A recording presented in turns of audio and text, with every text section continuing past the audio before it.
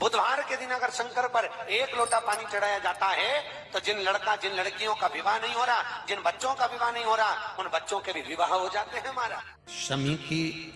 जो पत्ती होती है,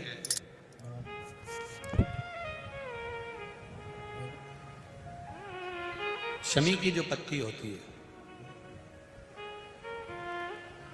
एक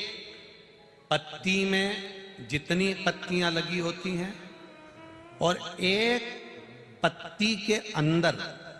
जरा ध्यान देंगे, जैसे इस पत्ती में ढेर सारी पत्तियां लगी हुई है, उस पत्ती में से भी एक पत्ती तोड़ोगे और एक पत्ती तोड़ने पर उस पत्ती को भी अगर गिनोगे तो उसमें बहुत सारी पत्तियां होती हैं। आज प्रयास करना, अगर कहीं आपको शमी की पत्ती मिले तो जैसे ये पत्ती, इस पत्ती को तोड़ा गया, इस पत्ती में से एक पत्ती निकाली गई और एक पत्ती निकालकर आप धीरे से रखना और उसमें भी बारीक बारीक बारीक बारीक बारीक बारीक बहुत सारी पत्तियां नजर आती हैं। शिव महापुराण की कथा कहती है, जो सोमवार की अष्टमी हो या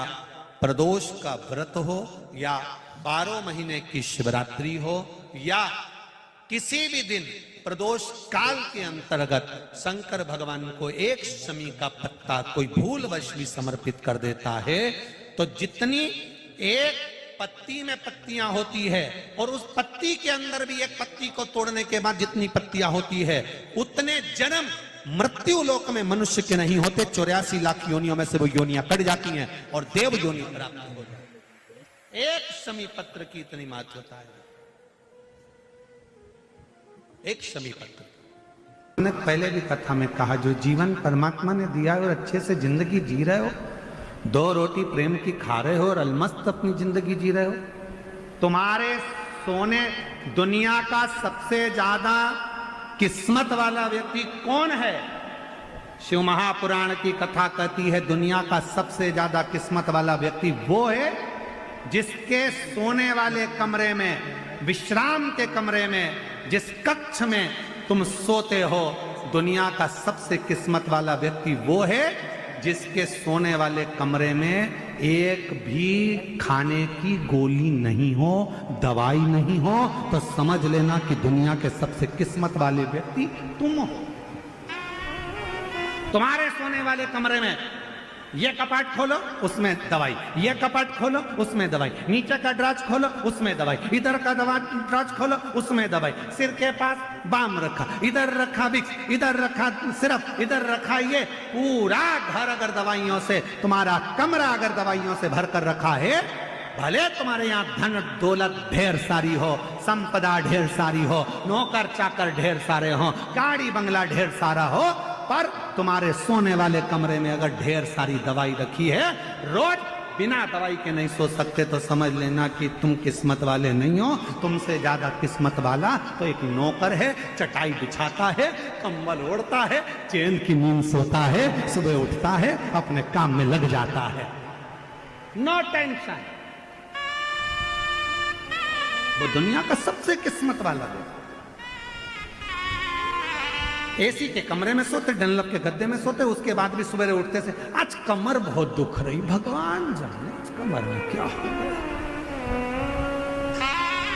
अच्छा पेट भर के खाना खा लिया, थोड़ी देर बाद आज एसिडिटी बहुत हो रही, भगवान जाने एसिडिटी।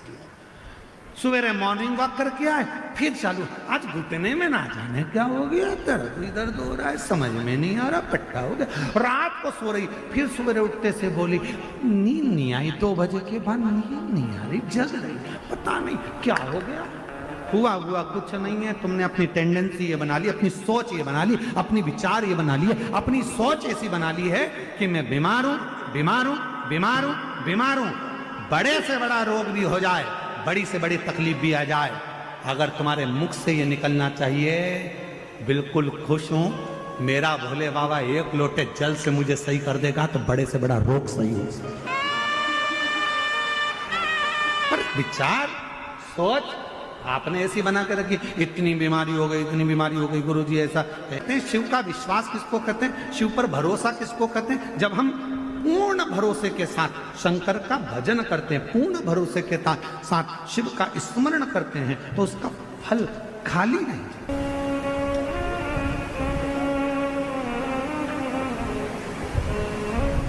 कोई सोचे मैं किस्मत वाला, मेरे पास इतना धन, मेरे पास ना ना, किस्मत किसको कहते, किस्मत वाला किसको कहते, जिसके